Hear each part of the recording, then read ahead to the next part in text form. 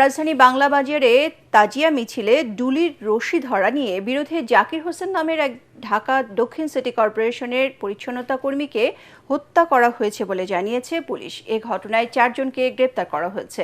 DMP media সেন্টারের সংবাদ সম্মেলনে এ বিষয়ে বিস্তারিত জানান লালবাগ বিভাগের উপ পুলিশ কমিশনার মোহাম্মদ তালেবুর রহমান।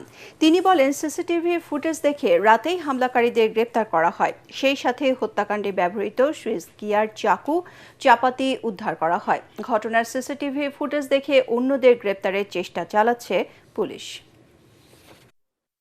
এই ঘটনার সাথে প্রত্যক্ষভাবে জড়িত 4 জনকে আমরা গ্রেফতার করতে সমর্থ হই। গ্রেফতারকৃতদের মধ্যে একজন হলে মোহাম্মদ রাশেদ, বয়স 20, এবং বাকি 3 জন আইনের সংঘাতে আসা শিশু। ঘটনার সাথে সময় ব্যবহৃত একটা চাকু উদ্ধার করেছি এবং হৃদয়ের দেওয়া তথ্য মতে আর একটা চাপাতি উদ্ধার করেছি। তারা আমাদেরকে প্রাথমিকভাবে এই ঘটনার সাথে তাদের জড়িত থাকার তথ্য স্বীকার করে আমাদের নিকট।